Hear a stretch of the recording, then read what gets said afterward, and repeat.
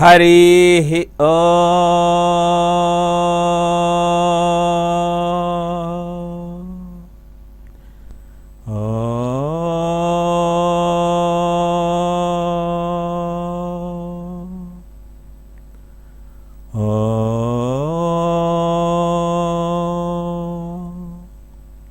शुक्लांबरधरं विष्णुं शशिवर्णं चतुर्भुजं प्रसन्नवदनं ध्यायेत् सर्वविघ्नोपशान्तये।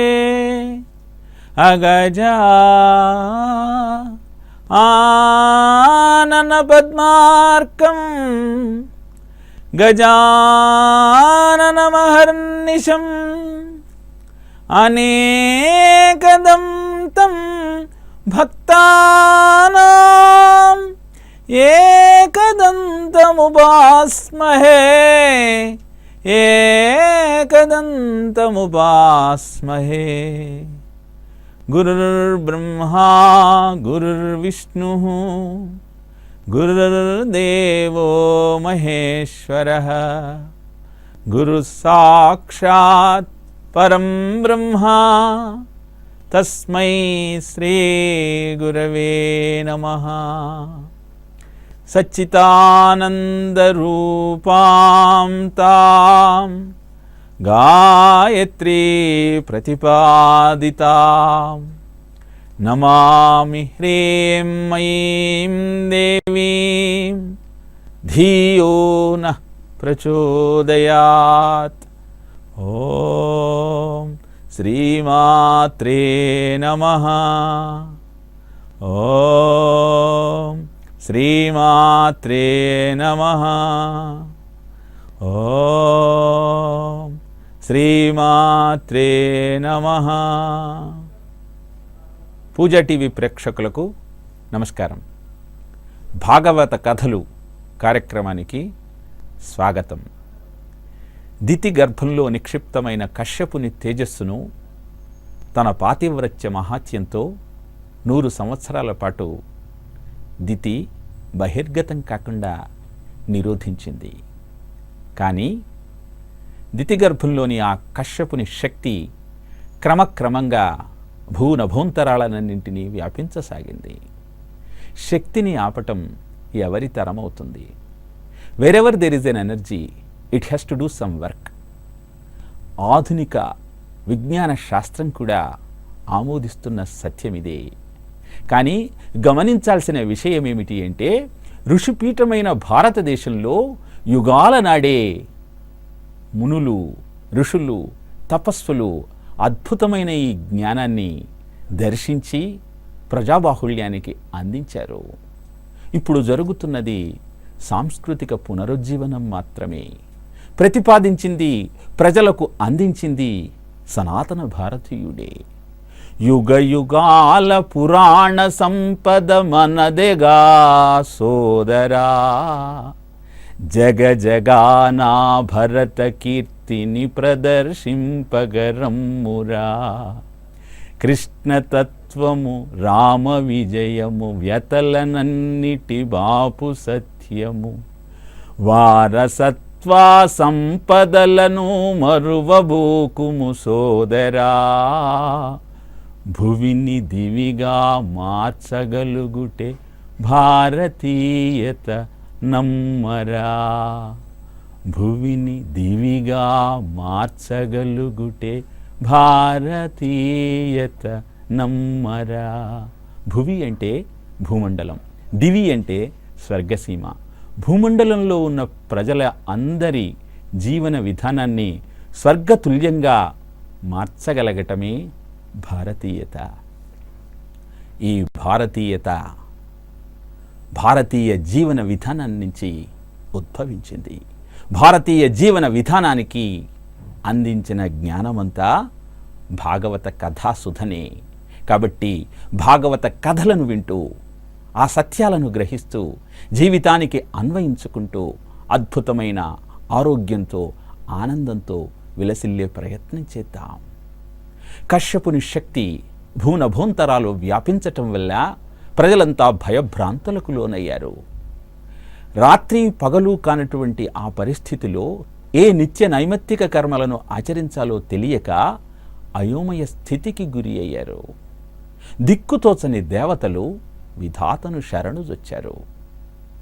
బ్రహ్మదేవుడు దేవతల యొక్క పరిస్థితిని గమనించి వారికి ఆ తేజస్సు ఆవిర్భవించటానికి గల కారణాన్ని, దాని వెనక ఉన్న రహస్యాన్ని వివరించటం ప్రారంభించాడు.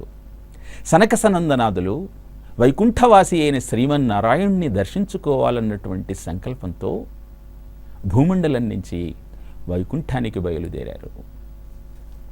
శోభాయమానంగా విలసిల్లుతున్న వైకుంఠంలోని ప్రదేశాలన్నింటినీ దర్శించి అద్భుతమైన ఆనందంతో వైకుంఠంలో ఉన్న 6 ద్వారాలు దాటి 7వ ద్వారానికి ప్రవేశించే సమయానికి అక్కడ వారి గమనాన్ని ద్వారపాలకులైన జయ విజయులిద్దరూ నిరోధించారు. భూమండలం నుంచి శ్రీ మహావిష్ణువును దర్శించాలన్నటువంటి ఉత్సాహంతో పరుగు పరుగున వచ్చిన ఆ 5 ఏళ్ల దిగంబర యోగులు వారి ఉత్సాహాన్ని ఆవిరి చేసినటువంటి ద్వారపాలకుల ప్రవర్తనకు క్రుద్ధులై అరిషడ్వర్గాలకు ఆలవాలమైనటువంటి భూమండలంలో జన్మించమంటూ శపించారు. తప్పు తెలుసుకున్న జయ విజయులిద్దరూ ఆ బ్రాహ్మణ శాపాన్ని మరల్చటానికి శ్రీహరి కూడా సరితూగడని తెలుసుకొని వారిని శరణుజొచ్చారు. ఒక వరం ఇమ్మంటూ అభ్యర్థించారు. ఏమిటా వరం? వారి శాపం కారణంగా ఏ యోనిలో జన్మించినా, ఏ పరిస్థితిలో ప్రవేశించినా నిరంతరము భగవన్నామ స్మరణను మరవకుండా భగవన్నామాన్ని నిత్యము జపించే సౌభాగ్యాన్ని ప్రసాదించమంటూ ఆ యోగులను అభ్యర్థించారు. శంకర భగవత్పాదులు కూడా శివానంద లహరిలో ఇదే విషయాన్ని తెలియజేస్తారు. నరత్వం దేవత్వం వన నగ మృగత్వం పశుకత మశకత పశుత్వం కీటత్వం భవతు విహంగత్వాది జననం సదా తత్పాదాబ్జ స్మరణ పరమానందలహరి విహారాసక్తం చేత్ హృదయమిహ కిం తేన వపుష. అంటే నరునిగా జన్మించిన, వృక్షంగా జన్మించిన, పశువుగా జన్మించిన, కీటకంగా జన్మించిన, పర్వతంగా జన్మించిన, ఆఖరికి దైవత్వాన్నే పొందే జన్మలో జన్మించిన, నిరంతరము ఆ భగవన్నామ స్మరణే జీవిత లక్ష్యంగా కలిగిన వారికి ఏ కొరత ఉండదు అని ఆ శ్లోకం యొక్క అర్థం. ధూర్జటి కూడా కాళహస్తి మహత్యంలో ఏ వేదంబు పఠించలూత భుజగం వేశాస్త్రములు చూచే ఏ విద్యాభ్యసనంబునర్చకరి చెంచే మంత్రమోహించే బోధావిర్భావ విధానముల్ చదువులయ్యా కావు నీపాద సంసేవాసక్తియ జంతుతతికిన్ శ్రీకాళహస్తీశ్వర అంటూ భగవన్నామాన్ని స్మరించటంలో ఉన్న అంతరార్థాన్ని తెలియజేశాడు. ఎందుకని ఈ మహానుభావులంతా భగవన్నామ సంకీర్తనయే అదృష్టంగా, సౌభాగ్యంగా, జీవిత సార్థక్యంగా పేర్కొన్నారు? ఆలోచించాల్సిన అవసరం ఉంది. భాగవత కథలను కేవలం కాలక్షేపానికి వినకుండా ఆ జరుగుతున్న సంఘటన వెనకాల ఉన్న అంతరార్థాన్ని గ్రహించి జీవితానికి అన్వయించుకోగలిగినట్టయితే అద్భుతమైన సుఖము, శాంతి, ఆత్మానందము మన సొంతమవుతాయి. గురుడు లోపల ఉన్న ఒత్తిడికి గురి అయి విచ్ఛిన్నమైనప్పుడు ఒక జీవి జన్మిస్తుంది. అదే గుడ్డు బయట ఉన్న పరిస్థితుల కారణంగా పీడనకు లోనే బద్దలైనట్టయితే లోపల ఉన్న జీవి మరణిస్తుంది. ఈ విషయాన్ని మనం గమనించగలిగినట్టయితే అందరము ఆ ఘన పరబ్రహ్మ సచ్చిదానంద స్వరూపంలో భాగస్వాములమే అయినా విషయాసక్తులమై బయట ఉన్నటువంటి ప్రాపంచిక సుఖాల పీడనకు గురి అయినట్టయితే మానవ జీవనం వ్యర్థమవుతుంది.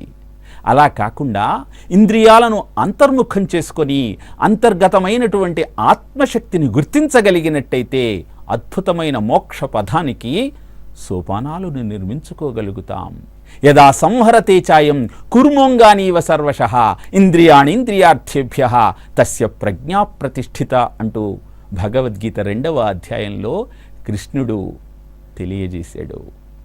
ఏ విధంగానైతే తాబేలు ఇంద్రియాలన్నింటినీ అంతర్ముఖం చేసుకొని చర్య ప్రతిచర్య లేకుండా నీటిలో జీవనాన్ని గడుపుతుందో, అదేవిధంగా జీవుడు సంసార సాగరంలో ఇంద్రియాలను అంతర్ముఖం చేసుకొని అద్భుతమైన భక్తితో మనగలిగినట్టయితే వాడు స్థితప్రజ్ఞుడిగా కీర్తింపబడతాడు.